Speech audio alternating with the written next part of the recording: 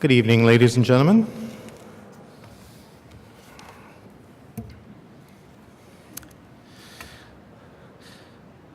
Welcome to the Center for International Governance Innovation, or CIGI, as we say. My name is Fred Kuntz. I'm the Vice President of Public Affairs at CIGI. Tonight is the latest in our regular series of public events, the CIGI Signature Lecture Series. I'd like to thank our public event sponsors, 570 News and Wordsworth Books. Thank you for your continuing support.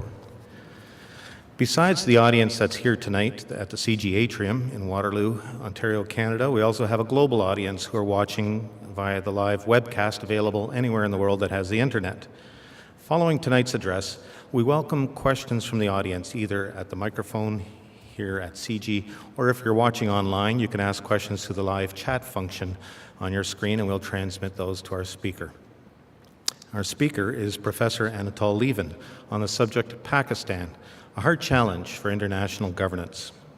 Just before I introduce him, a brief plug for his new book on Pakistan, which is being published this month by Penguin Books. It's titled Pakistan, a Hard Country, and is described by reviewers as having the double virtues of both journalism and excellent scholarship. This sample book and pre-order forms will be available at the back of the atrium tonight for you. The book retails for $40, and copies will be available at Wordsworth Books as of April 14th next week. Anatol Lieven is Chair of International Relations and Terrorism Studies at King's College in London, in England, and a Senior Fellow at the New America Foundation. He has a BA in History and a PhD in Political Science from the University of Cambridge. From 1986 to 1998, he worked as a British journalist covering the former Soviet Union and South Asia. His first assignment, in fact, was covering Pakistan and Afghanistan for the Times of London. During this period, he covered the anti-Soviet war in Afghanistan, the Chechen War of 1994-96, and other conflicts. In recent years, he's worked chiefly on aspects of the war on terror, including contemporary U.S. global strategy and its background in U.S. history and political culture. He writes a monthly column for the Financial Times and is published frequently in other newspapers and journals. He's also a member of the editorial board of The National Interest, a bi-monthly international affairs magazine. Professor Lieven has also traveled extensively for research in Pakistan and other parts of the Muslim world, and in fact, just last month he was in Pakistan, just returning a few days ago. So ladies and gentlemen, please welcome our guest speaker.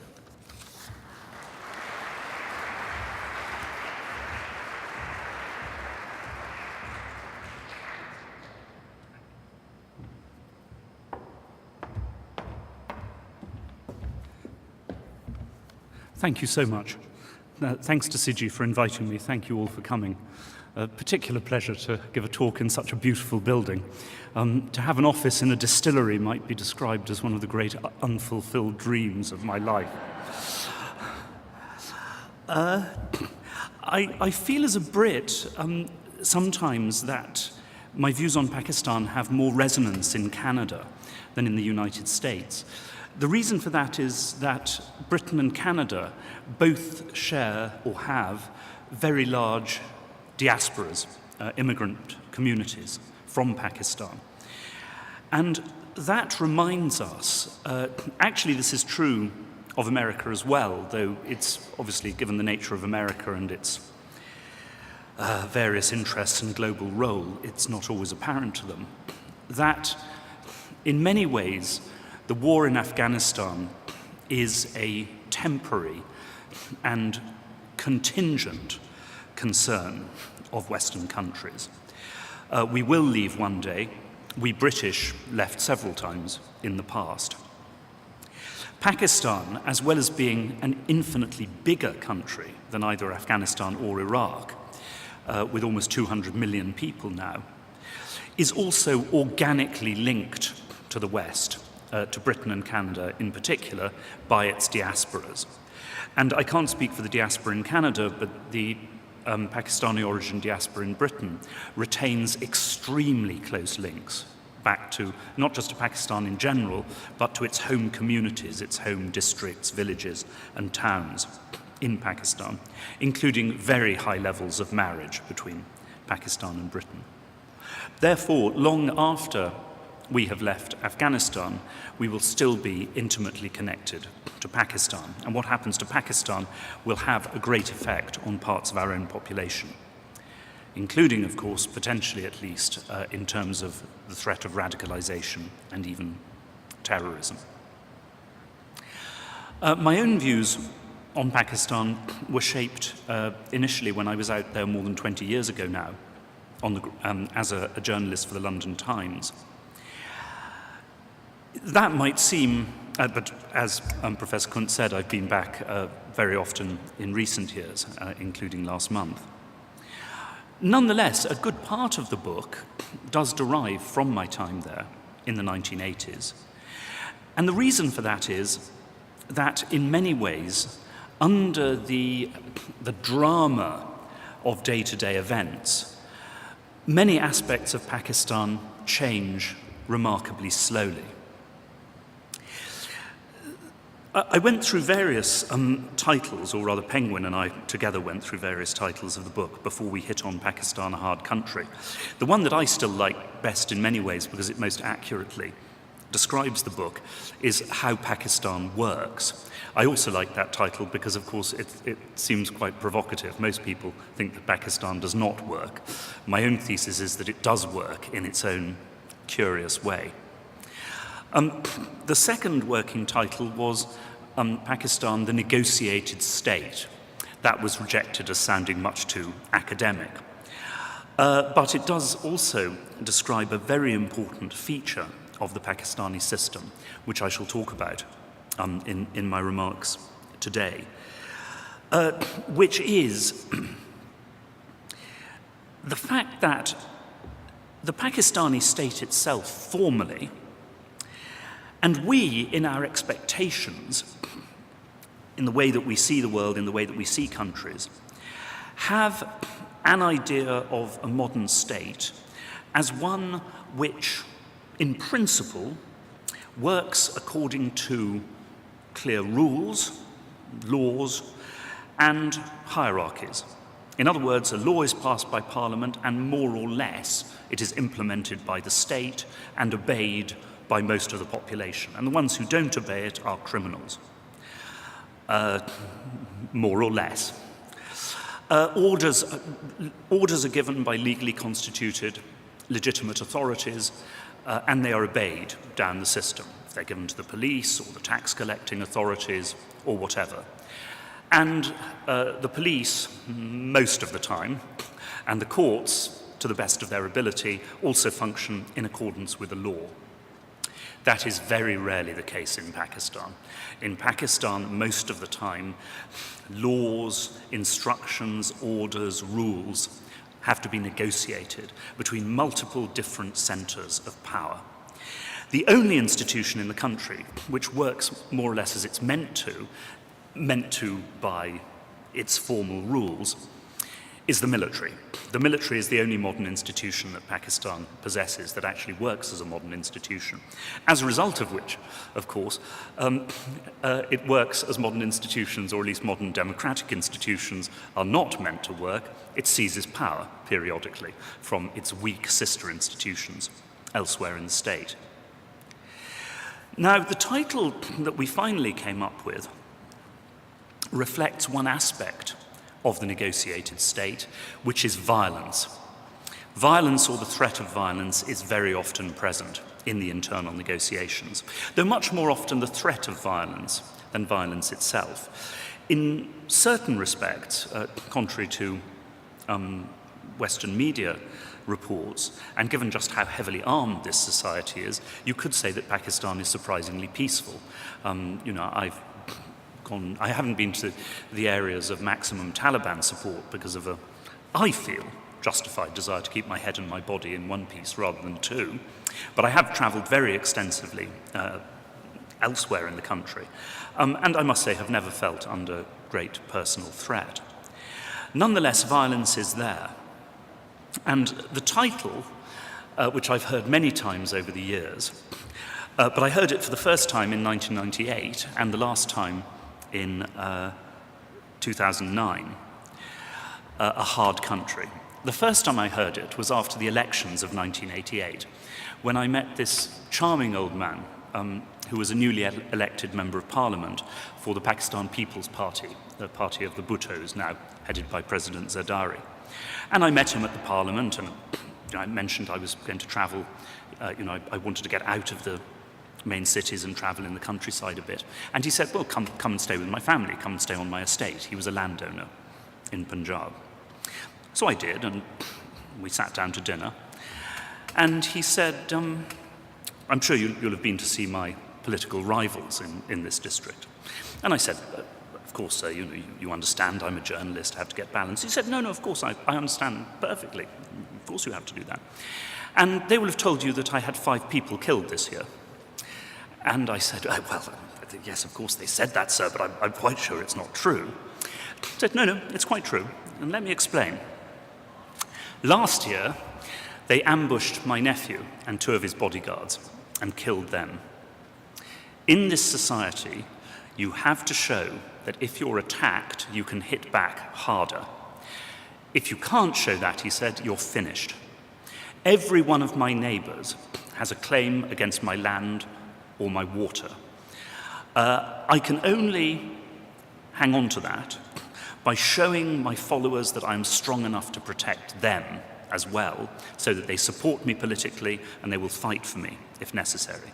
If I weaken, he says, if I show weakness, I would be stripped to a skeleton within a year. You have to understand, he said, this is a hard country. A portrait, by the way, which in many ways takes one back to 15th century England in terms of the relationships between the local gentry, including the fact, by the way, that one of the reasons why you need armed force is not to use it, but to intimidate various state institutions, notably the courts. And of course, not just force, but also money.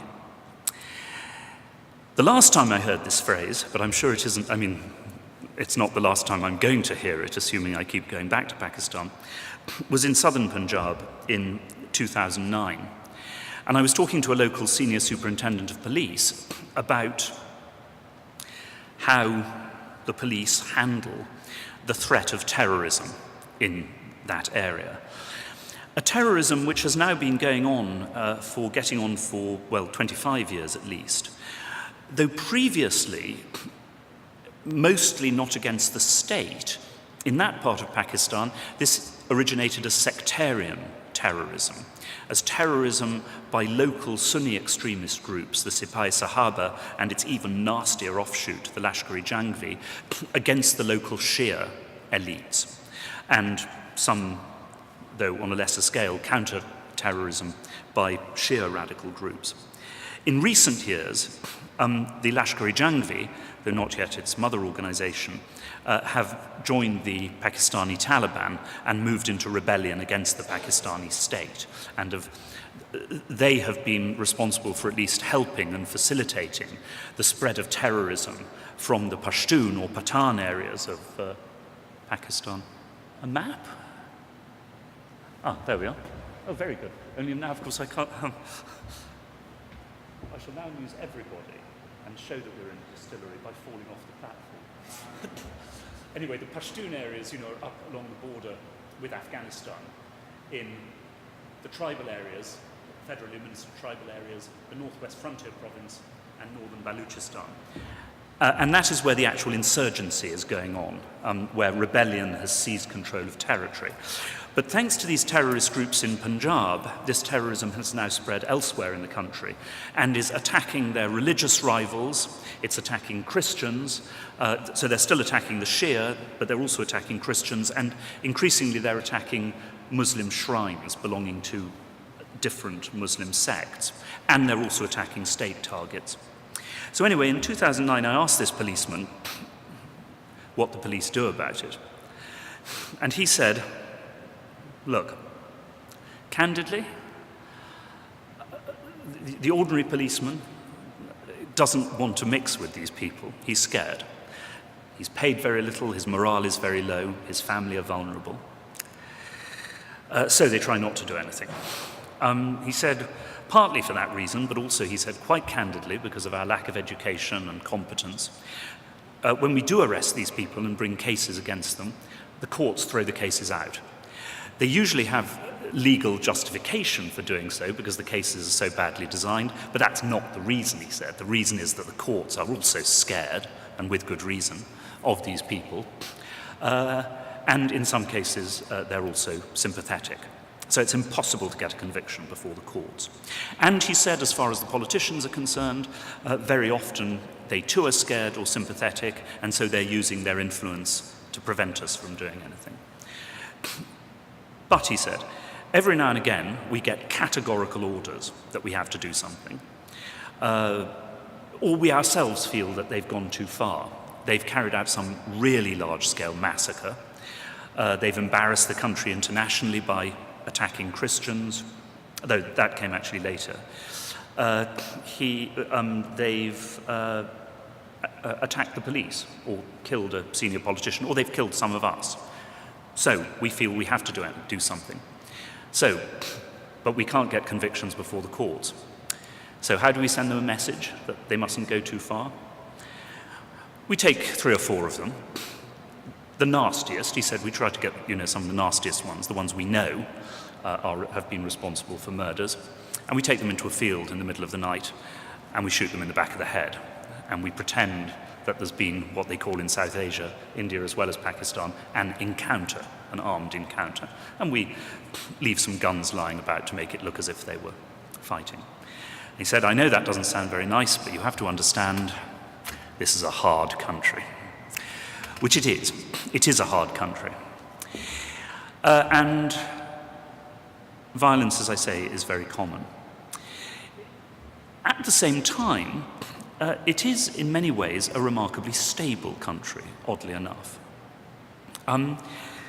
There are extremely strong sources of resilience, of toughness in this system. Above all, of course, when it comes to defeating actual rebellion, there is the army, which has shown again and again, including in Swat, where I was 2 weeks ago, which is...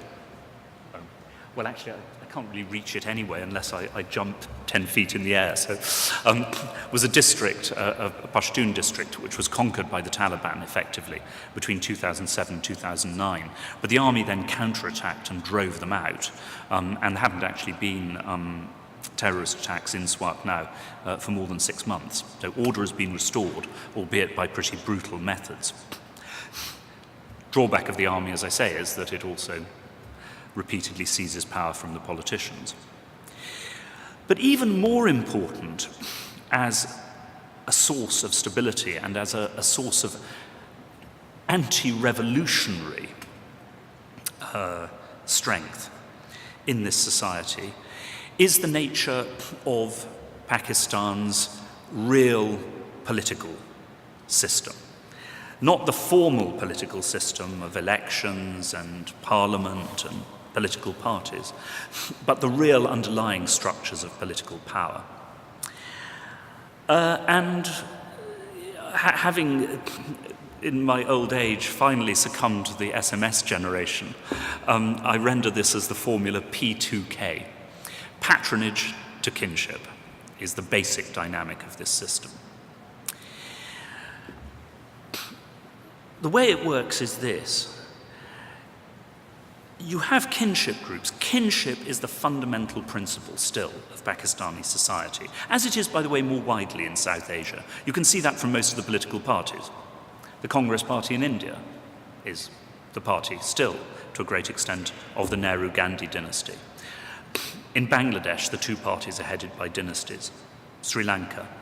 Pakistan, of course, the PPP, the party of the Bhutto Zardaris, the Pakistan Muslim League N for Nawaz, the party of the Sharifs, the Awami National Party, the party of the Wali Khan dynasty in the frontier.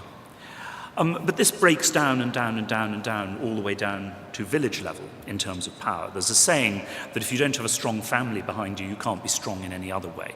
That's not to say that these factions or parties are only made up on the basis of kinship, not at all, but kinship is an essential point of it. However, kinship is also ambiguous. Any sizable kinship group has rivals within it. How then do you use your kinship group and attract other supporters in order to get a grip on the state? And you need to get a grip on the state because in Pakistan it is above all the state which is the source of wealth. Pakistan doesn't produce oil, gas for internal consumption, well, not much oil, some copper, yes, but it's not a country unlike Nigeria, in which the elites can live by simply taking stuff out of the ground. Basically, if you want to make a fortune in Pakistan, very often you need to get a grip on the state, and then you extract resources by corruption from the state. But to get a grip on the state in this way, you need supporters. Even under military rule, the state is so weak that it has to keep making compromises with these leaders of local society.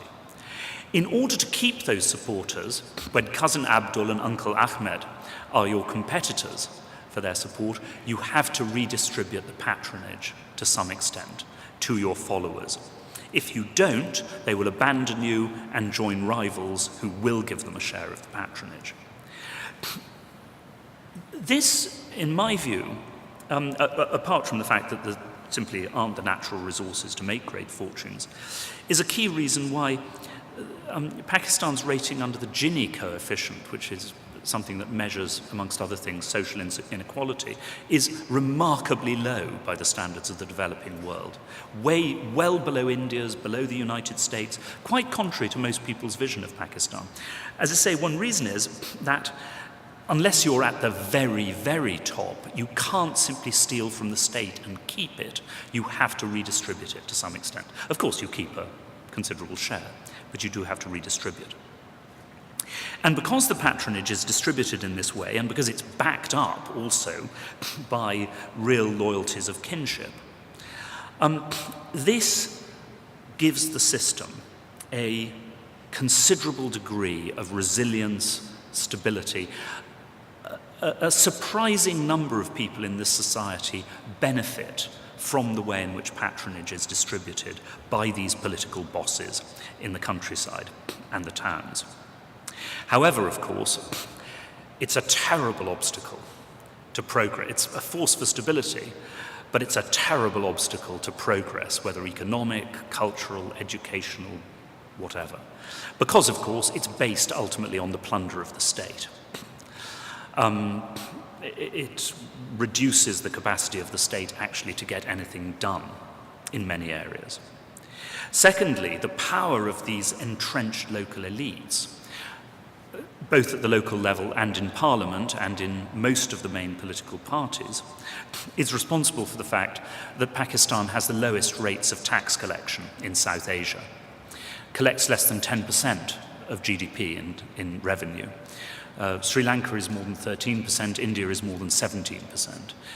If you want to understand the weakness of the Pakistani state, you need go no further than that. A state which can't raise money cannot, by definition, provide services to its people in many ways, except, of course, once again, when it comes to the military, because the military has been able to extract a vast proportion of whatever resources are raised.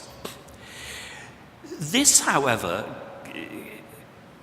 and by the way, I mean, because of the genuine strength of its own internal traditions and institutions, these resources that the military raises from the state are, within the military, distributed with, by Pakistani standards at least, remarkable honesty and efficiency.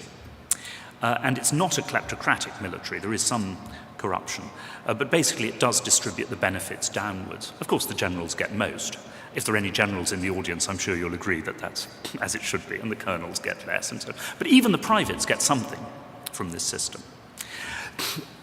And also, I mean, the army uses this money to maintain itself as an efficient force. Not just an efficient fighting force, but also a force which, because of its morale, because it's a genuinely meritocratic institution, is good at doing certain other things: flood relief, disaster relief, taking over certain institutions.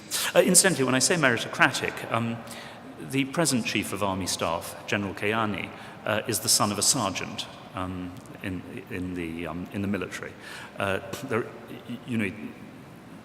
It doesn't operate like the rest of the society simply on the basis of either heredity or money. But still, this is only an army of about 500,000 men in a country of almost 200 million. So of course, when you extract so many resources from 200 million and put them into 500,000, you can make that 500,000, if you have the ethics to do it, into a very impressive force. This then leads many Pakistanis, and not just soldiers, to think that the solution to Pakistan's problems at regular intervals is for the army to come out of its barracks and take over the country as a whole, at which point, of course, the equation ceases to operate. It melts, if you like, back into the general picture. And every Pakistani military ruler has found himself once again, sooner or later, having to do deals with exactly the same political bosses, and in consequence, let them off paying taxes, let them off paying loans, give them lucrative jobs in the government, and so forth and so on. Now, occasionally, there has been this idea that the army might try to revolutionize this society, really transform it. Musharraf never tried really hard to do that, but two Pakistani military rulers in utterly different ways did so. One was General Ayub Khan in the 50s and 60s with a capitalist development program, authoritarian development, backed by the United States, resembling in certain respects the strategy of South Korea, and very successful it was as far as it went. Then in the 1980s, you have General Zia trying to create a much more rigorous Islamic state as a basis for pulling the country together and transforming it into a much more united, tighter form of Islamic system. Both of these attempts failed. One key reason is the ethnically and provincially divided nature of Pakistan. Of course, it was much more so under Ayub, because at that point East Pakistan, what's now Bangladesh, was also included. But even today, Pakistan is divided into four main provinces plus Kashmir, but every province is also internally divided by different ethnicities, sometimes very bitterly divided. Meanwhile, though the Pakistani officer corps is at least partly representative of the country as a whole, still the great majority of the rank and file of the army are recruited from a very few districts of northern Punjab and the northwest frontier province, now Khyber Pakhtunkhwa, exactly the same areas from which the British recruited their soldiers in the century of British rule following the Indian Mutiny. And of course, it's a volunteer army, a professional army. It's not a national army. It's not a conscript army. If you want to transform a society by military means, as Ataturk did in Turkey, and Pakistani leaders often look to Ataturk as an example of successful modernization in a Muslim state. But he had a victorious national army behind him with a united ethnic nationalism. In Pakistan, a country split between so many different ethnicities and also a federal system cannot actually do that. There is a version of Pakistan, much propagated by people in Sindh and Baluchistan and the frontier, which talks about Pakistan being essentially a Punjabi dictatorship. This is a great exaggeration. If you actually look at Pakistani history, even when you have a Punjab-based government or a military government with an army mainly recruited in Punjab, it always has to end up compromising with the other provinces. Either because it needs representatives from those provinces in a coalition to dominate parliament, or because it simply recognizes that it can't afford to drive the other provinces into revolt. And there was rather an amusing statement to me by a Punjabi businessman in Lahore a couple of years ago on that school. He said, we're never going to have a successful revolution in Pakistan. And I asked him why he said that. And he said, well, look, Supposing I had the most magnificent program of salvation for Pakistan you could possibly imagine, that nobody could argue with, simply had to be accepted. And supposing I jumped on a stage and preached it to the audience. He said, do you know what would happen? First, all the other provinces would say, we can't support him, he's a Punjabi. Then, all the other Punjabis would say, we can't support him, he's from Sargodha. Then, all the other people from Sargodha would say, we can't support him, he's a Jat. Then all the other Jats would say, we can't support him because he worships at this particular shrine, and we come from other religious traditions. Then the Jats from my own religious tradition would say, we can't support him because he's an Alpial, which is one, no, sorry, that's not, well, whatever, Chauhan, a particular kind of Jat. Then all the other Chauhan Jats would say, we can't support him because he comes from this village. Within the village, most of the people would say, we can't support him, his great-uncle beat my grandfather in a fight about a goat. So what would I be left with in the end, he said? I'd be left with what everybody is left with in the end in Pakistan. It's my immediate family.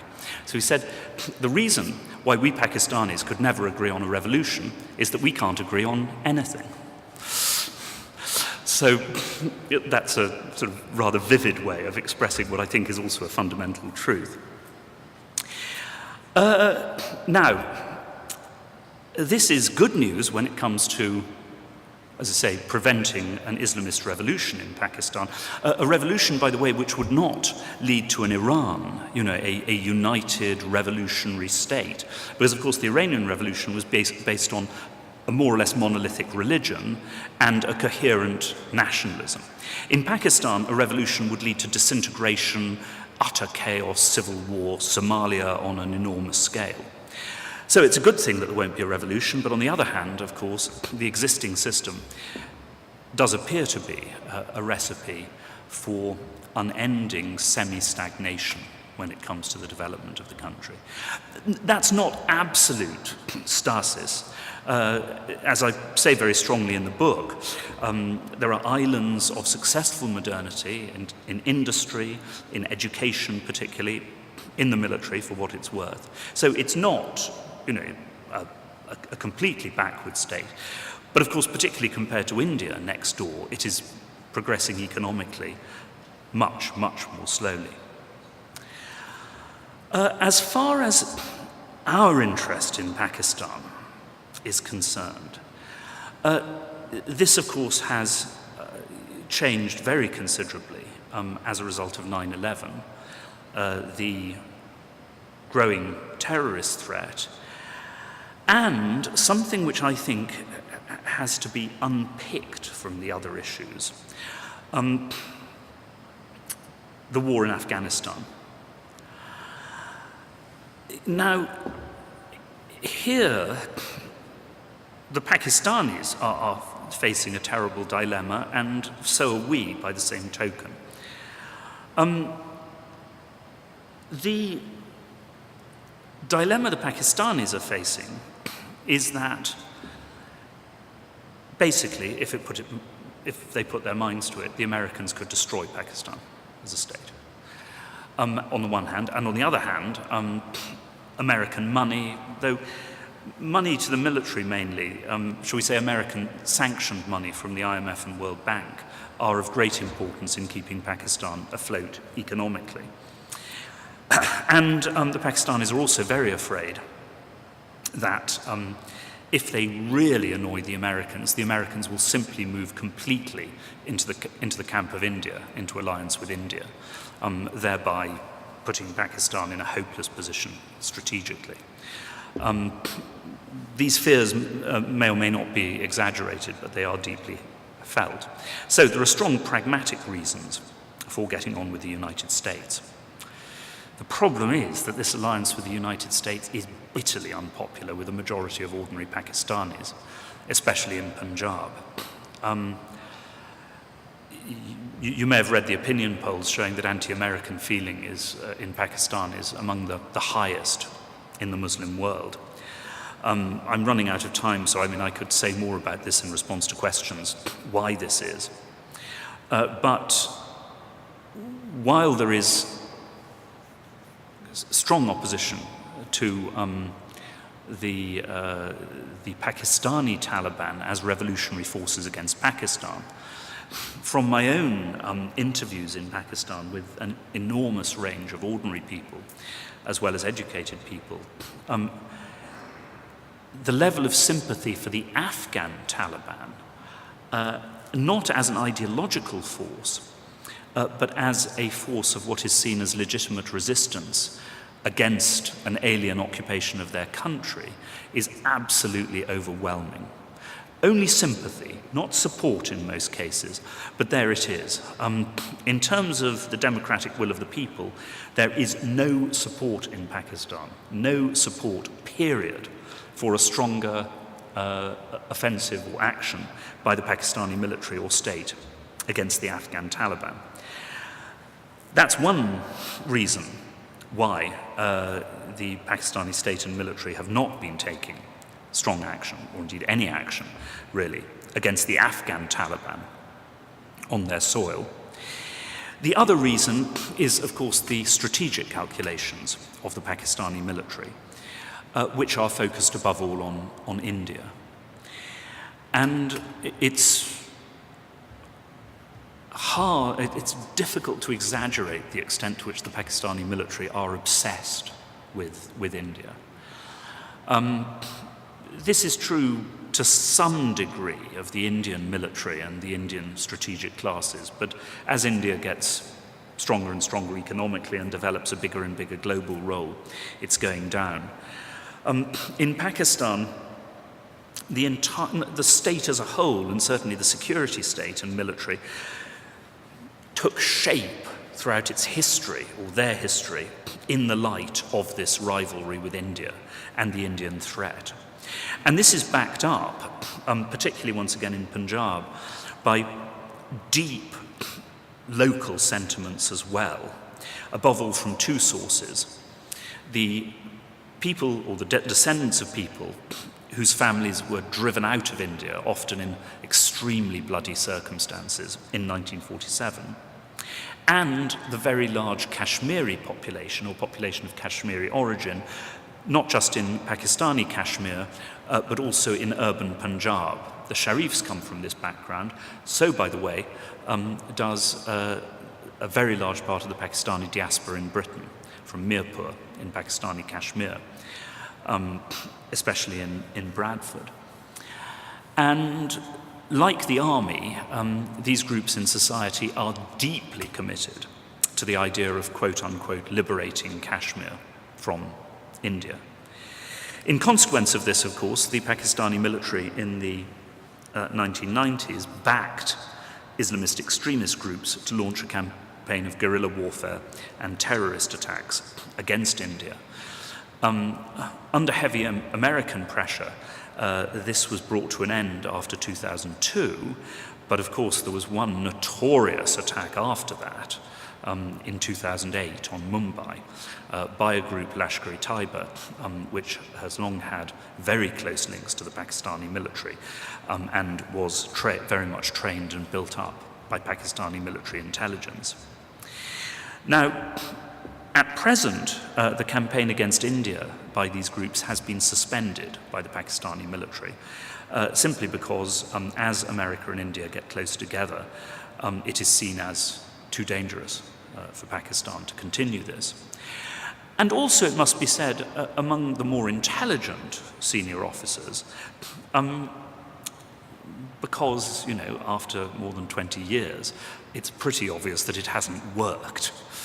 Clearly, India has not been defeated in Kashmir.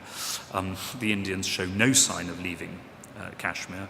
And indeed, insofar as a struggle for Kashmiri independence continues, it is being waged much more effectively by ordinary Kashmiris themselves within India, by means of demonstrations, protests, than it ever was by the Pakistani-based militants, who in many ways only made themselves hated by their ideological extremism and by their savagery towards fellow Kashmiris. So there is a hope that this tactical withdrawal from attacks on India will become permanent.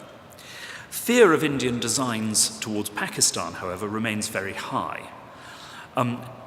to the extent which, to the extent that a great many Pakistani soldiers, like the population in general, appear genuinely convinced that India is backing the Pakistani Taliban, something for which there is not a single shred of evidence, but this is genuinely believed. It seems that one of the reasons why this idea has spread so widely is that the military have only been able to motivate, or not only, but have in part only been able to motivate their soldiers to fight against the Pakistani Taliban, the militants within Pakistan, by playing on the old anti-Indian sentiments that somehow the Pakistani military mindset can only really be happy fighting somebody if it feels that somebody is linked to India. In the context of Afghanistan, what they fear is that Indian influence there is growing, and that following the American withdrawal from Afghanistan, that Afghanistan will become in effect an Indian client state and will be used by India to surround and weaken Pakistan. So they have retained their protection for the Afghan Taliban, partly because that's what the Pakistani people want, and partly because they see the Afghan Taliban as their only even partial allies in a future Afghan civil war with India ranged on the other side. Now, that does not mean, by the way, that they are simply following their agenda of the 1990s, which was to create, or to help create, a Taliban government of the whole of Afghanistan under Pakistani influence. They've given this up for two reasons. The first is that, that the Afghans, Taliban or not, are not much subject to outside influence. The Pakistanis regarded themselves as critical to bringing the Taliban to power in the 1990s, and the Taliban turned straight round and repeatedly kicked them in the teeth during those years. The second reason, however, is that it's perfectly clear that this time round, even after the Americans' withdrawal, there will be such massive international forces ranged against the Taliban that while they may be able to overrun the Pashtun areas of Afghanistan, they will never be allowed to conquer the other areas. So the Pakistani military is now, in private, moving in the direction of trying to encourage the Americans to go in for a peace process and negotiations with the top Afghan Taliban leadership, Mullah Omar and company, who are based in Pakistan. In other words, to abandon what is at present the US military strategy of wearing the Taliban down militarily and breaking bits of them off, to win them over to the side of the Karzai administration. The military is also proposing various interim peace-building measures, local truces, not just Pakistani military. Some of this has also been proposed by other international groups, including the Pickering-Brahimi Commission, which you may have seen their report recently. One important feature of this, a suggestion that the Taliban be allowed to set up a legal office with diplomatic immunity in some third country, like UAE, for example, an address, as it's called, where people can begin negotiations with the Taliban. How this will go, we don't know. It will depend, obviously, on whether the Obama administration or a future American administration is prepared to change course in this way, and, of course, whether the Afghan Taliban, in fact, would accept some kind of deal. Certainly, though, if America does move in this direction, then Pakistan will be critical to the process. Pakistan is the country which might be able to deliver the Afghan Taliban to a peace settlement. And then, of course, Pakistan's present highly problematical relations with the Afghan Taliban, from our point of view, could seem in future to play a positive role. So much for Afghanistan. However, in the end, as I say, Afghanistan is a temporary phenomenon. Afghanistan isn't. Our presence in Afghanistan is. What I fear will be a very long-term phenomenon will be international terrorism directed at the West. And from this point of view, Pakistan is by far the single most important country, once again because of size, because of radical Islamist forces within it, and because of the extent of the diaspora, which could, and of course 7/7 in Britain, certain plots here in Canada, already has acted, or bits of it have acted, as a base for such terrorism. Now, the most potentially dangerous groups from that point of view are those groups which were not created by the Pakistani military, but were certainly sponsored and encouraged by them, first to fight in Afghanistan against the Soviets in the 1980s, and then to fight against India in the 1990s. The reason why these groups are so potentially formidable is twofold. The one is the training that they received in the past. This was reflected above all in Lashkar-e-Taiba's attack on Mumbai, of course, a very well-planned operation. The second is that their participation in what are seen in Pakistan as legitimate jihads in Afghanistan and India have given them considerable social prestige, above all in Punjab. And Punjab, with almost 60% of Pakistan's population, is obviously the heart of the country. Punjab also provides the great bulk of the diasporas in the West. Now, with regard to these groups, the strategy of the Pakistani military has in effect been the following, I have on good authority. The basic deal is, you don't join in the rebellion against Pakistan. You don't join the Tehreek-e-Taliban Pakistan and the Lashkar-e-Jhangvi, launching terrorist attacks and rebellions against Pakistan, and we will not follow the demands of the West and of India to crack down on you. We may ban you, but that will be quite theoretical. I had coffee with a representative of Lashkar-e-Taiba in the Hilton in Lahore a few weeks ago. But there are other parts of the deal. Don't attack India at the moment, but maybe the day will come again when we will let you attack India. But don't for the moment, because as we saw after Mumbai, the Americans and the Indians are so close together, this will bring the Indians down, will bring the Americans down on our necks. Above all, you must not allow your people to launch terrorism in the West, because if there's a successful terrorist attack in the United States, possibly just from Pakistan in general, but absolutely certainly from a group which has been linked to the Pakistani military, the Americans could well destroy this country. You must not do that. But Afghanistan, open season. Military, to be fair, couldn't stop a lot of their fighters going there to fight. Certainly they have very little will to do so. And in particular cases, like the attack on the Indian embassy in Kabul a couple of years ago, seems to be fairly good evidence that the Pakistani intelligence services also facilitated and encouraged that operation. So, prevention of terrorism against the West, coupled with at least toleration of support for the Taliban in Afghanistan.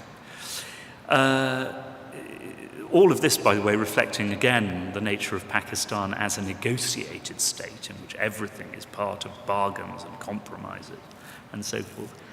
Question, is this strategy of the Pakistani military in our interest or not? Well, the answer to that, I suppose, in part, depends on A, how much importance you attach to the war, to success as defined by us in the war in Afghanistan. And secondly, to whether you are a citizen here or a soldier fighting in Afghanistan. Thank you.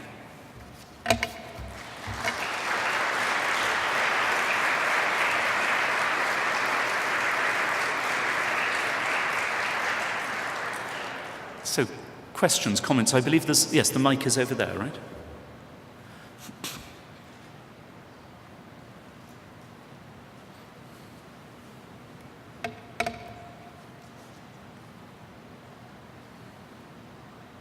Let me say I enjoyed your discussion, and I look forward to reading your book. My motivation is to try to understand what's going on in this very complex part of the world.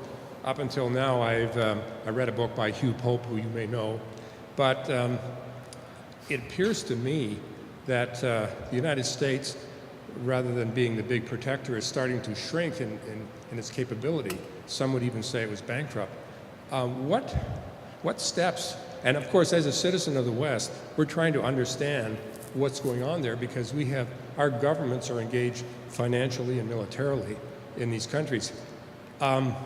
What is a good source, other than reading your book and maybe The Guardian and other, what is a good source of information, factual, correct source about that part of the world? There's, I'm sorry, I was told I should ask people to say who they are. Sorry? Could you say who you are? Oh, yes, James Van Slyke. I did work for Citibank for a while doing country risk evaluation. Well, there have been there's a very good book by Owen Bennett-Jones, former BBC correspondent in Pakistan, an outline of the country. There have been some excellent histories of Pakistan by Ian Talbot, a British scholar, and Lawrence Ziering, an American.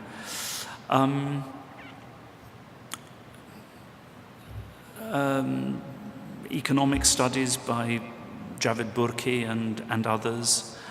There's an excellent book on the Pakistani military by Shuja Nawaz called Crossed Swords. And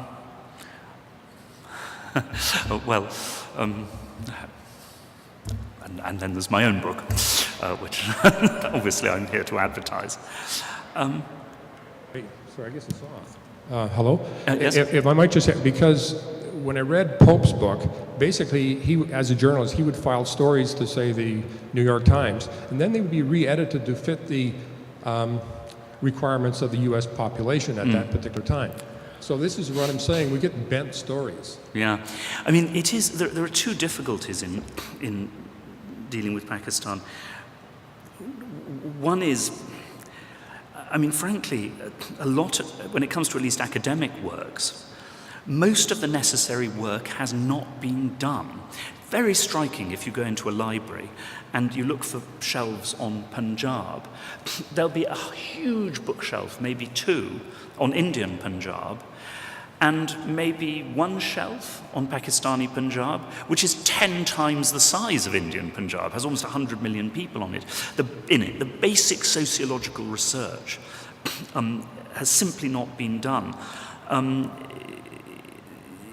We don't, I mean, I'm very well aware that much of my book is, if you like, anecdotal, but then there isn't anything else. You know, there are a couple of deeper studies of different aspects of the situation.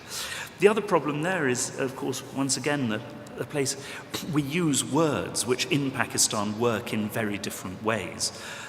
Democracy, elections, police, law, all these things, you know, have a different meaning as played out in Pakistan, and that is an additional barrier to understanding what is really going on there.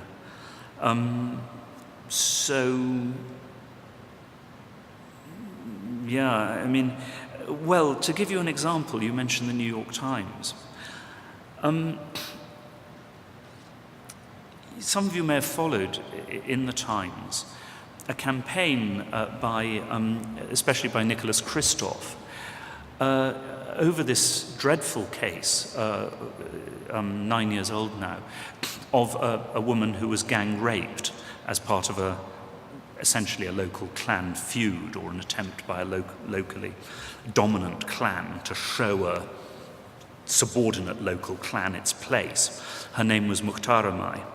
Now, it is entirely correct that there should be agitations over this case and that Western journalists should help to publicize and condemn it, as I've done in my book.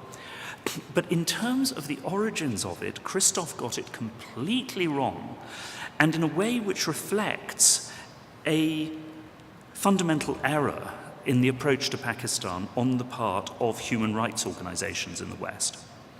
Which is to say, and by the way, exactly the same thing applies to India as well, which is to say, we are used, because of our experiences in Europe, particularly with totalitarian state systems, with the Nazis, with the communists, to see the great bulk of human rights abuses as coming from the strength of the state, by the will of the state, by the will of the government.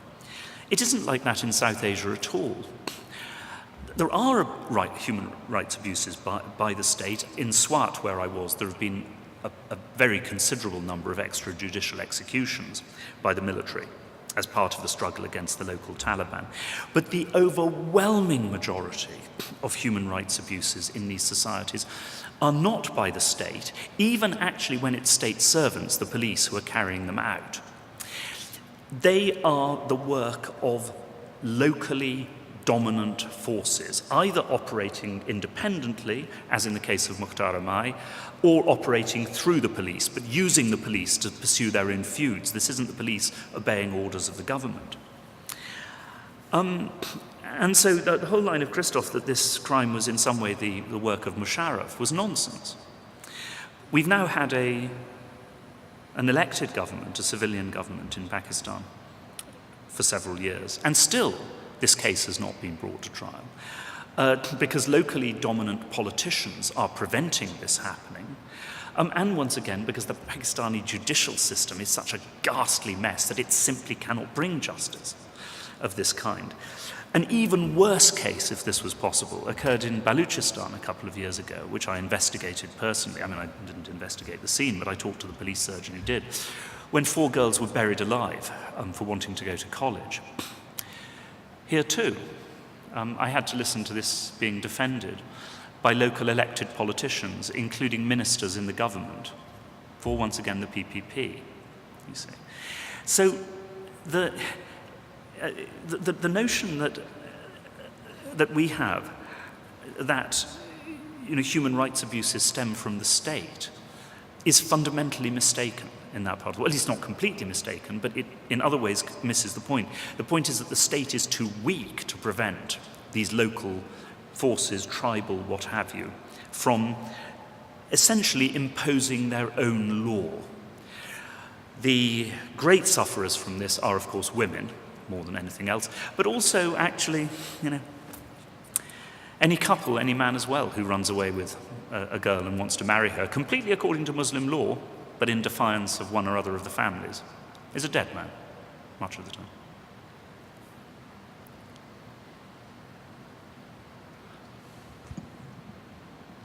Thank you for that. That was very informative. My name's Matt. I'm a student at the Balsillie School of International Affairs. I'm doing my master's in conflict and security there. And I was just wondering, you mentioned that Pakistan is categorically different from Afghanistan because we're talking about a much bigger scale. But in another way, it's also different because it is nuclear armed. And I'm wondering, to what degree does this process of negotiation that you talk about between the different power holders in Pakistan translate into nuclear weapons? Is there a kind of a threshold where that negotiation process cuts off? And this kind of plays into some of the fears that we have in the West, that those nuclear weapons will end up in the hands of terrorists or any other potentially dangerous group. So I guess you could say, how real are those fears based on this system of negotiation that's in place? An excellent question, to which the short answer, I suppose, is pray God not. My sense is that, no, seriously, that the answer is no. The point is that the negotiated state does stop, to a considerable extent, at the doors of the barracks. Not when the military go out, as I say, to try and run the state as a whole. They get involved in exactly the same negotiations. But internally, the military does work more or less according to formal rules. And also, it is, of course, the home, along with certain parts of Punjab, of Pakistani nationalism, which is a weak force in the country as a whole, but a very strong force within the military. And the military are well aware of two things. First is that nuclear weapons are their great strategic asset. But secondly, that if nuclear weapons did start to leak, or there was a real chance of them leaking, two things would happen. One would be that the Americans would strike in order to try and capture those weapons. The second thing is that if one of those weapons got away, and was used in a terrorist attack against the United States, America would destroy Pakistan physically as a country. Now, the army does exist to defend Pakistan. That's what it's there for. It also exists to live off Pakistan, but hey, there was an old phrase for banditry in South Asia, Padshahi Khan, the imperial trade. What that reflected was a strong belief in the ordinary population, not just that bandits could become soldiers, but that soldiers were also bandits by nature. But anyway, little aside. But the short answer is no. As long as the military holds together and the state holds together, it will defend those weapons. The threat is not the weapons as such, it's nuclear expertise. There have been a couple of very worrying cases of nuclear scientists, not on the weapons side, on the civilian side, but still with links to Al-Qaeda, and the possibility of a leak of nuclear materials, not for a nuclear bomb, but a radioactive bomb. So, yes, I mean, I think we are actually fairly safe about that. But that leads me to something else, which I sort of alluded to, but I'd just like to say now more strongly. The one force, I believe, which indirectly could destroy, in the long run, the force that could destroy Pakistan completely is ecological. It's water shortages. That could happen even without bringing in the factor of climate change. Middle of this century, unless they can bring the birth rate down much more steeply than they have in recent decades, Pakistan will have a population of about 330 million people in what is naturally a semi-arid area. In the short to medium term, the force above all which could indirectly destroy Pakistan is the United States.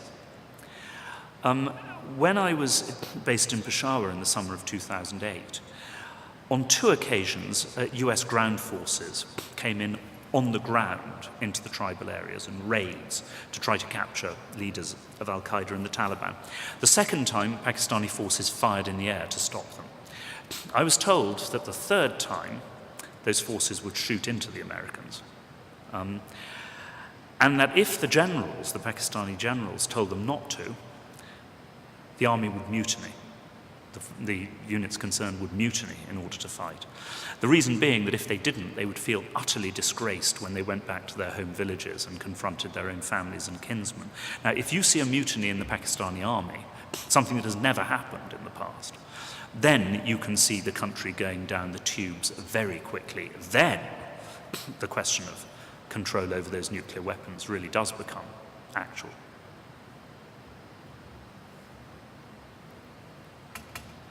I found it very interesting that you draw a clear distinction between Pakistani Taliban and Afghani Taliban. My understanding was that there was one Taliban group that moved at will across the Durand Line, which I understand is the border between Pakistan and Afghanistan. If indeed there are 2 distinct Taliban groups, are they different in any way? Are they different in their attitude towards women, towards educating young girls? Well, I mean, this is hellishly complicated. And I'm not sure, I mean, that, because it's also, it changes literally on a day-to-day basis. So that, I mean, even if one had a completely accurate picture of it one day, it could become substantially different the next. In terms of general sentiment behind the Taliban, that is cross-border. And it's based in Pashtun tribes who straddle the border. We ourselves are partly responsible for weakening this border in cultural and political terms, because in the 1980s, of course, we were encouraging Pashtuns in Pakistan to see themselves as the brothers of the Pashtuns in Afghanistan in the war against the Soviets and to volunteer to fight with the Mujahideen, just as they're now volunteering to fight with the Afghan Taliban. So the community of sentiment is the same. The basic culture, and the most important element of this sentiment was summed up for me actually by the son of the Secretary General of the Awami National Party, which is the supposedly secular, and well, it is anti-Taliban party among the Pashtuns of Pakistan. And trying to explain why there was so much sympathy for the Afghan Taliban, even among the supporters of the Awami National Party, he said, you know, the problem is that every Pashtun has been brought up from his cradle to think that resisting foreign occupation is part of what it is to do Pashtun, which means to follow the Pashtun way. You know, on all the legends of the wars against the British and the Russians and so forth and so on. So the community of sentiment is there. Obviously the community of religious adherence is there. And this has been considerably changed in recent decades also by the common impact of new influences in terms of a new kind of, you know, modernist in their sense, not ours, Islamism, drawn in part from Saudi Arabia. Politically, however, and in terms of strategy, there are important differences. And this was, well, I mean, at its simplest, of course, the Afghan Taliban are facing towards us in Afghanistan. They're fighting us and the Karzai administration, and the Pakistani Taliban are now in rebellion against Pakistan. But of course, in addition, the Afghan Taliban are enjoying the shelter of the Pakistani state, while the Pakistani state is obviously fighting against its own Taliban rebels. I mean, this is where it gets hellishly complicated. One of the reasons, it's a subsidiary reason, sorry, which is why I didn't mention it, but one of the reasons why the Pakistani state is sheltering the Afghan Taliban is that the Afghan Taliban helps keep one sizable bunch of Pashtuns in Pakistan quiet, namely in northern Baluchistan, where the Afghan Taliban is, or the leadership is based. But there are real differences. The leaderships are different. The Pakistani Taliban respects Mullah Omar but doesn't obey him. Mullah Omar certainly doesn't obey the Pakistani Taliban. These differences were brought out, which also reflects the difference in terms of, obviously, relations with Pakistan. A few months ago, when one of the most famous Pakistani intelligence officers, Colonel Imam, who was responsible for funneling a great deal of aid, first to the Mujahideen and then to the Afghan Taliban in the 1990s, so it's very, very close to them. While on a somewhat murky mission to Waziristan, was captured and executed by the Pakistani Taliban, despite appeals from Mullah Omar and the Afghan Taliban to spare him and let him go, which, you know, does illustrate the difference. When it comes to the education of women, no, I mean, they are both absolutely brutish, frankly. You know, reflecting, it must be said, Pashtun tribal traditions, as well as religious traditions. If you're looking for a very different attitude to the education of women, one would have to look at some of the Islamist parties within Pakistan as a whole. The Jamaat Islami is one of the only two parties in Pakistan to have a strong women's wing. But not just that. I mean, some very hardline Islamists within Pakistan, including the leader of the Red Mosque a couple of years ago, who I interviewed before he was killed, have emphasized very strongly education of women, on the grounds which I can't trace this phrase originally. I have a feeling it may have been originally Jesuit, just to say that if you convert a man, you only convert a man. If you convert a woman, you convert a whole family. So that's part of it. But it is also that although these are Sunni groups, they have a great respect for the revolution in Iran and the Iranian system, whereas the Taliban, of course, have this sectarian hatred of the Shia. And one of the things they respect, oddly enough, is the very, very strong element of women's education in Iran. The very strange thing about Iran is that, from this point of view, is that compared to Pakistan, Iran looks like a success for women's education, something that is reflected, by the way, there's very little known in the West, in the fact that the Iranians have succeeded in bringing their birth rate down radically, something the Pakistanis have wholly failed to do.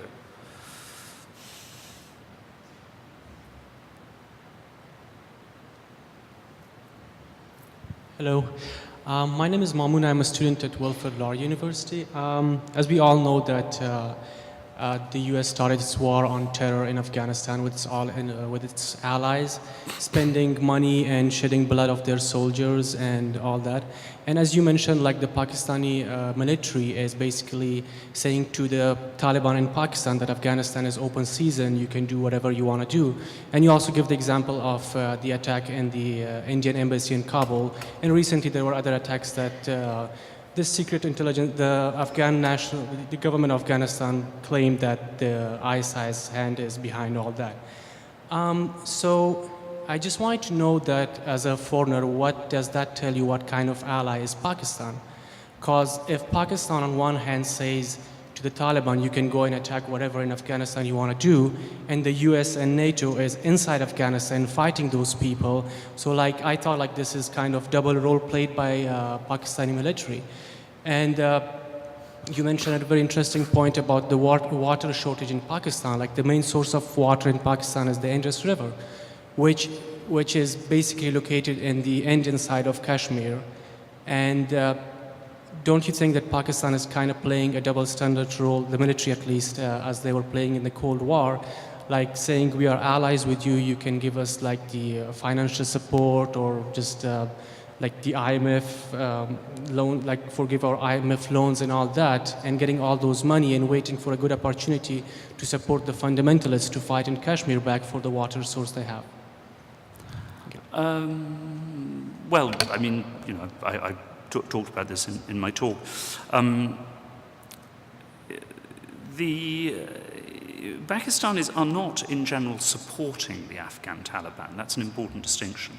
We and the Pakistanis supported the Afghan Mujahideen with enormous amounts of weaponry, money, and so forth. If the Pakistanis were supporting, I mean the Pakistani state and military, were supporting the Afghan Taliban in this way, we would be out of there by now, because they'd be shooting down our helicopters, they'd be killing far greater numbers of soldiers. With certain exceptions, like the attack on the embassy in Kabul, what Pakistan is providing is shelter, not support.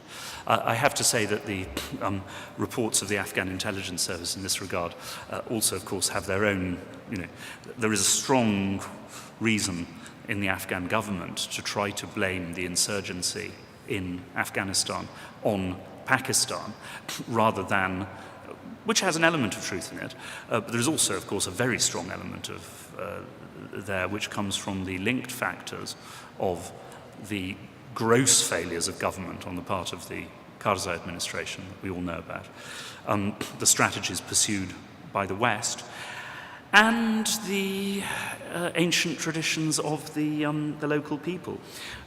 I was happy to be invited to Ottawa, in part so that I could see some pictures painted by my uncle, Hugh Monaghan. If any of you have any interest in wildlife painting, you may know his name. He, after retiring from the British Army, he settled in British Columbia, where he died.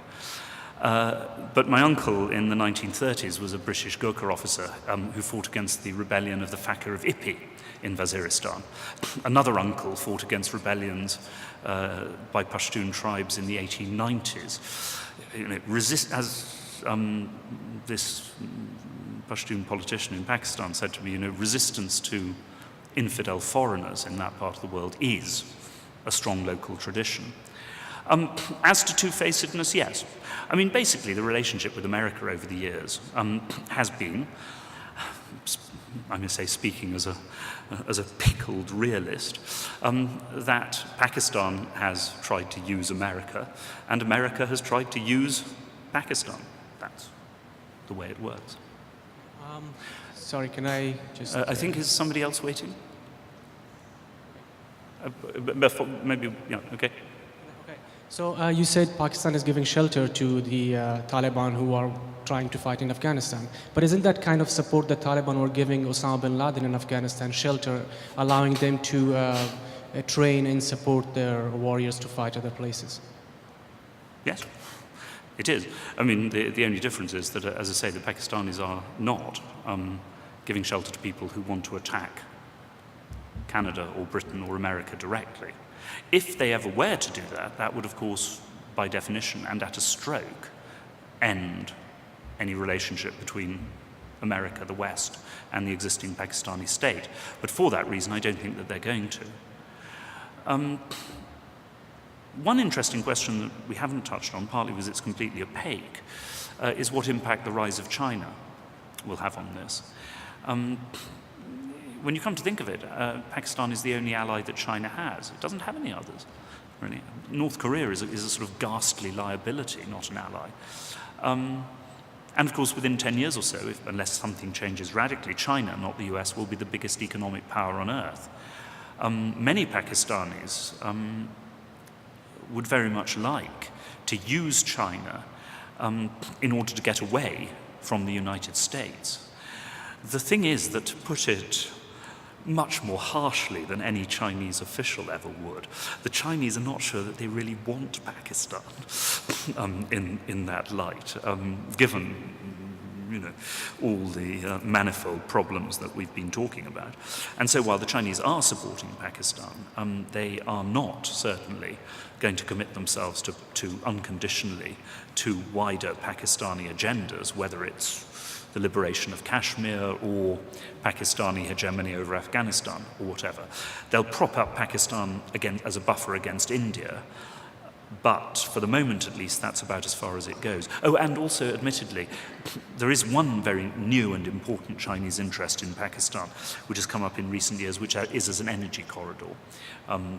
Dominated above all, once again, by fear of India and possibly the United States, that if these countries imposed a naval blockade on China, that China could still get oil and gas from the Gulf via, and especially from Iran, via Pakistan. So there is perhaps, on that, Pakistan does have leverage.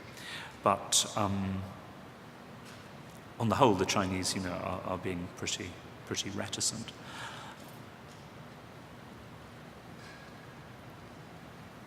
Hello, I'm an Indian international student at the University of Waterloo, and I personally, an issue close to my heart is Indo-Pak relationships.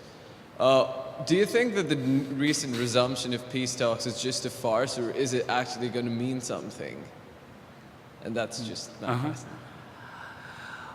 Well, the thing is that there is real will among certain influential people on both sides to try to get peace. Those people include Manmohan Singh, India's Prime Minister.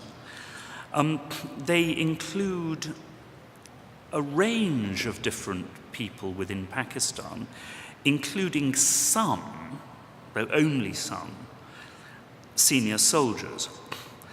And the reasons for this are pretty clear. India would be considerably strengthened if it could get away from this nagging business of the terrorist threat, the military deployments against Pakistan, Pakistan as a potential Chinese ally, against India, and so forth and so on. And obviously it would be greatly to India's advantage if it could reduce tension and protest in Kashmir. And beyond this, though clearly this is only a sentiment on certain sides of Indian politics, clearly a much better relationship with Pakistan would also do something to reduce Hindu chauvinism and communal tension within India, which has, of course, the whole Ayodhya business and so forth contributed to some pretty ghastly events in recent years. And there is also, and on the Pakistani side, they're among, intelligent and pragmatic Pakistanis. There is also the accurate perception that they've lost, frankly. After 60 years, more than 64 years, clearly Kashmir has not been liberated, neither by direct Pakistani military attack in 1965, nor by lower-level military pressures, as at Kargil, nor, of course, by the surrogate war waged by militant and terrorist groups in the 1990s. None of it has worked. as this. Sorry, this sounds too insulting, and it wasn't my phrase, but a Pakistani politician said that even a soldier can learn a lesson in 63 years. My apologies to any soldiers present. The point is that, there is an awareness that the past strategy has simply not hacked it. It hasn't worked. There is also an awareness, though this is offset to some extent by, of course, the growth of China, that India's economic growth and the military budgets reflected in that are, reducing Pakistan in conventional, though not of course nuclear terms, but in conventional terms, to a position of hopeless inferiority. The Indian military budget this year, $37 billion equivalent. Pakistan's military budget, 4-point-something billion. I mean, at that point, the notion of any kind of, which is once again the reason for the reliance on nuclear weapons. And so we have seen Pakistani leaders, including Musharraf, edging towards basically the solution to the international aspect of the Kashmir issue, which has long been advanced by the Kashmir Study Group, which is, say, a solution along Northern Irish lines. You leave the existing border in place, you soften it in human terms, you create cross-border institutions, and so forth and so on. But the problem is twofold. The first is that India has not responded adequately to this. Partly because India now sees itself as in a position of such superiority that it doesn't have to, but also, I'm afraid, because India's admirable democratic system also makes it very difficult for a government, to push through any highly controversial measures of this kind. And Manmohan Singh, as you know, is isolated to a great extent on this in his own party. On the Pakistani side, however, while Musharraf and Zardari have hinted at this, we don't know if in the end the Pakistani establishment and military would actually, when push comes to shove, give up this issue of such, deep emotional significance to the army. And it must be said, much of Pakistan's population, at least in Punjab. My own feeling is that we probably, two things should be possible. It is damned absurd that it hasn't been possible to get an agreement on Sir Creek and the Siachen Glacier. You know the total civilian population of Sir Creek and the Siachen Glacier? 0, uninhabited. Beyond that, I think there is a chance, at least, that given that both sides know, at least anyone intelligent on both sides know, that neither India nor Pakistan are going to get their maximal objectives in Afghanistan, that it is, and also that I think there is a certain awareness in the more intelligent sections of the Indian security establishment that Afghanistan is not really a very good place to get involved in if you look at it historically. There is a chance, though only a chance, that the two sides might be able to work out some sort of modus vivendi over an Afghan settlement, but only a chance. I certainly hope very much that that will happen. Thank you. One last person, is it? Just the last one. Hi, my name is Javeria, and firstly I wanted to thank you for coming down and painting such a vivid picture of the problems that are concerning Pakistan. My question was, I know that there are a lot of concerns with the current state that Pakistan's in. Is there a solution that you see would work in this situation? I know historically the presidents and the prime ministers and the political parties, they've always ended up with charges of corruption. That leads Pakistanis to think that maybe military is the way to go because, they don't get those charges on them, and at least it has some sort of stability. The economy is doing relatively more stable and all that type of stuff. So that's my question. I must say, Lord Salisbury, there's probably a Salisbury somewhere around here, isn't there? There must be a town, this being southern Ontario, there must be a town called Salisbury. Anyway, Lord Salisbury once said that it was an error of the liberal mind to think that for every problem there must be a solution. I don't see any radical solutions in that part of the world. I think things could get relatively worse, as they have been in recent years, or they might get relatively better. I think that there is a chance of a peace settlement in Afghanistan, only a chance. That will also contribute, together with Western military withdrawal, to lowering, some of the sources of recruitment and radicalization for extremism. I think that there is a chance of an improvement, at least, in relations between India and Pakistan. I think that there is a chance that, given somewhat wiser and better implemented economic policies, that the Pakistan economy might pick up. Not to the point of breakthrough, perhaps, but there was a report in The Economist a few months ago, I think it was called The Next 11, which was going beyond the 4 BRICS, China, Brazil, Russia, India, and looking at the next countries in the developing world, which might, form the next tier of economic success. And Pakistan was one of them. There is a dream in Pakistan among industrialists that as China's population ages, which it's already beginning to do, and becomes more educated, that Pakistan could do for China what China has done for America and the West, which is to say inherit China's low-cost, labor-intensive, low-technology industries, helped by the strategic alliance with China as well. But as they freely admit, you would need a state which actually, seriously develop Pakistan's infrastructure. And also, to make this really work, you need the Indian market, which of course requires a peace settlement with India. But that is possible. And then, there is urbanization.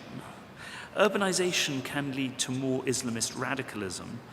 But it can also, as I was saying, some of that radicalism is at least better for women.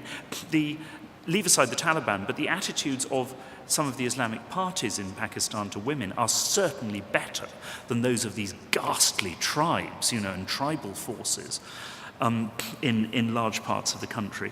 So urbanization, the slow education of women. I was encouraged to find that there is now a Pakistani version of Sesame Street, which is quietly, encouraging the idea that it's right for girls to go to school, and so forth and so on. So over time, I'm not hopeless. I'm not euphorically optimistic, but I'm not hopeless. As long, frankly, as climate change doesn't really kick in and the water runs out. At that point, Pakistan is finished. But then, so are a lot of other places, except, of course, for Canada. Thank you all so much.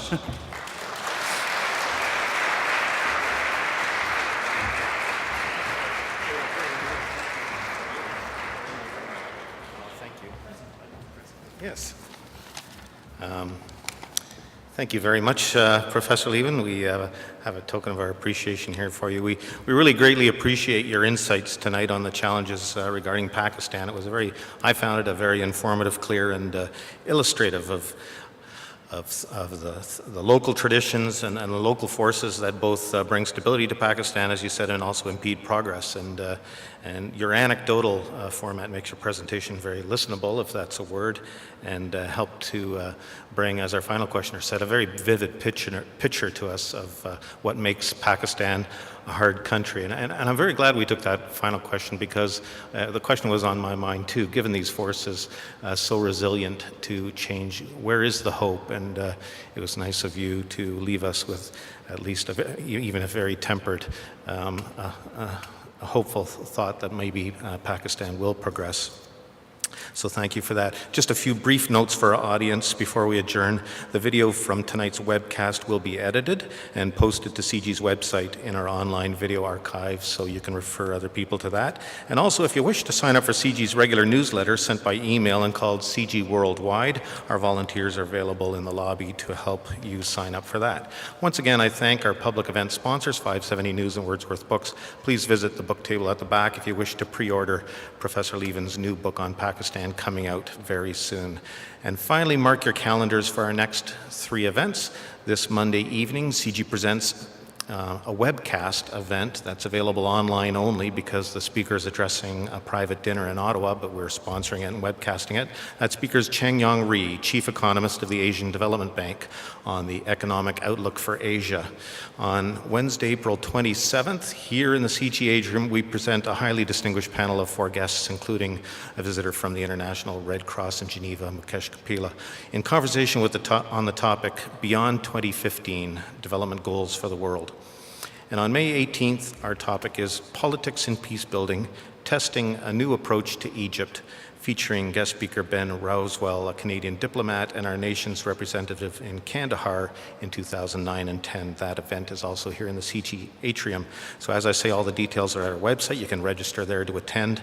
Thank you once again for coming to CIGI tonight, and please have a safe journey home.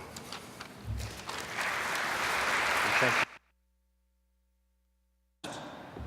The Pakistani state itself formally, and we in our expectations, in the way that we see the world, in the way that we see countries, have an idea of a modern state as one which, in principle, works according to clear rules, laws, and hierarchies. In other words, a law is passed by Parliament, and more or less it is implemented by the state and obeyed by most of the population. And the ones who don't obey it are criminals, more or less. Orders are given by legally constituted, legitimate authorities, and they are obeyed down the system. If they're given to the police or the tax collecting authorities or whatever. And the police, most of the time, and the courts, to the best of their ability, also function in accordance with the law. That is very rarely the case in Pakistan. In Pakistan, most of the time, laws, instructions, orders, rules have to be negotiated between multiple different centers of power. The only institution in the country which works more or less as it's meant to by its formal rules, is the military. The military is the only modern institution that Pakistan possesses that actually works as a modern institution.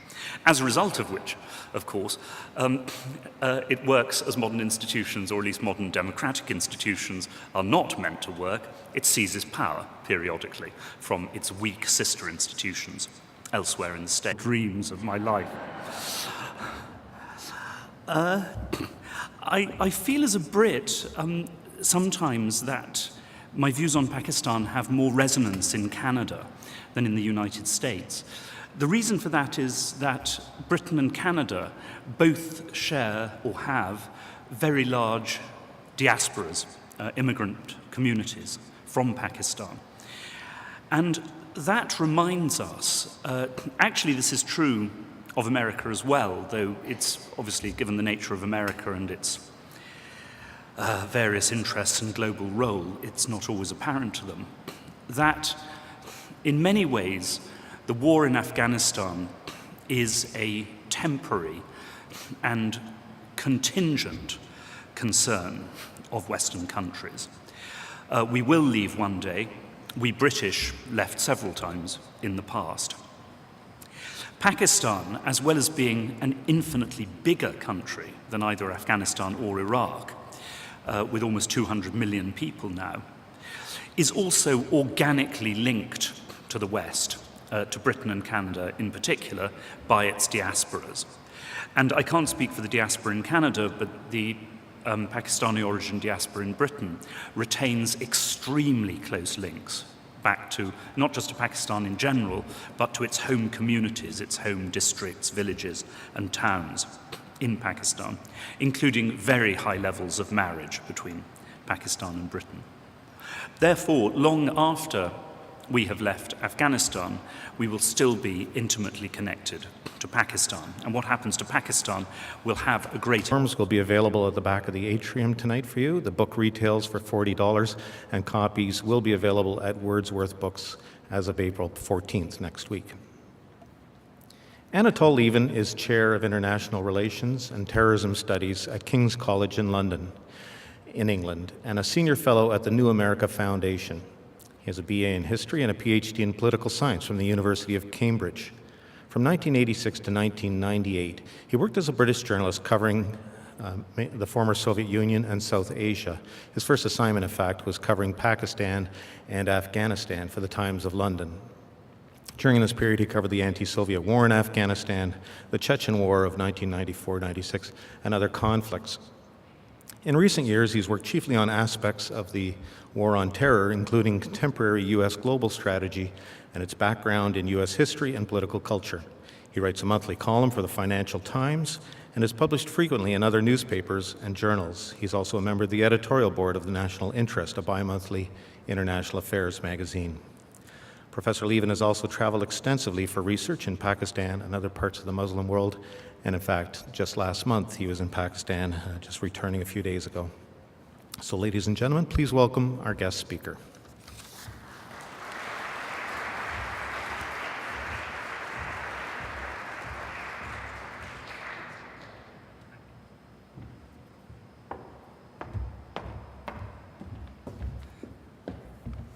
Thank you so much. Thanks to CIGI for inviting me. Thank you all for coming. A particular pleasure to give a talk in such a beautiful building. To have an office in a distillery might be described as one of the great unfulfilled fact on parts of our own population, including, of course, potentially at least, in terms of the threat of radicalization and even terrorism.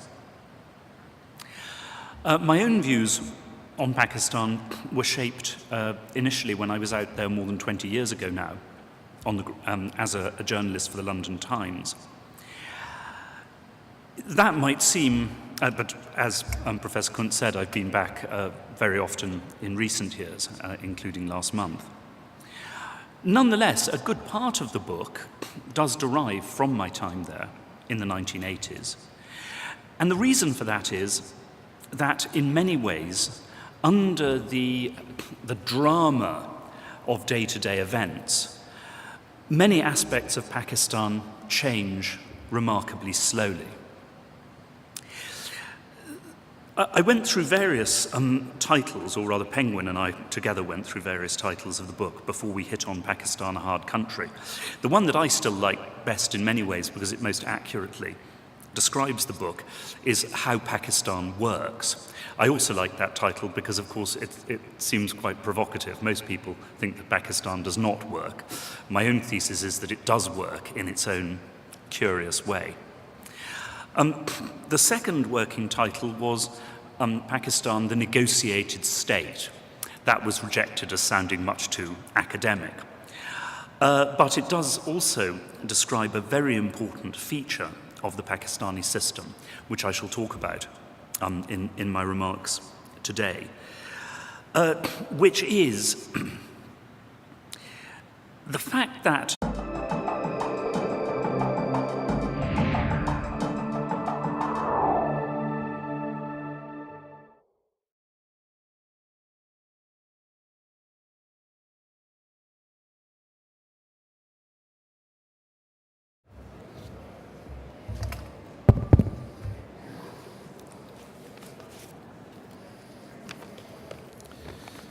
Good evening, ladies and gentlemen.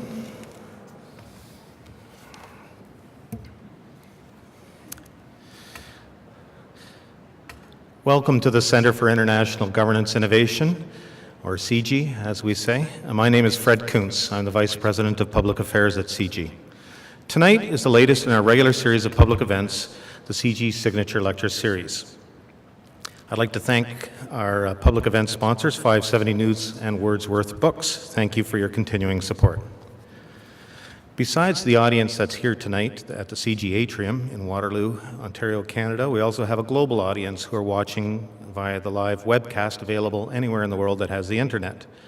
Following tonight's address, we welcome questions from the audience, either at the microphone here at CIGI, or if you're watching online, you can ask questions through the live chat function on your screen, and we'll transmit those to our speaker. Our speaker is Professor Anatol Lieven on the subject of Pakistan, a hard challenge for international governance.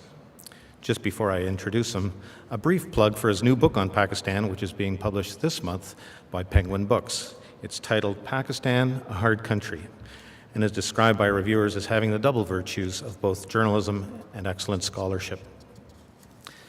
This sample book and pre-order form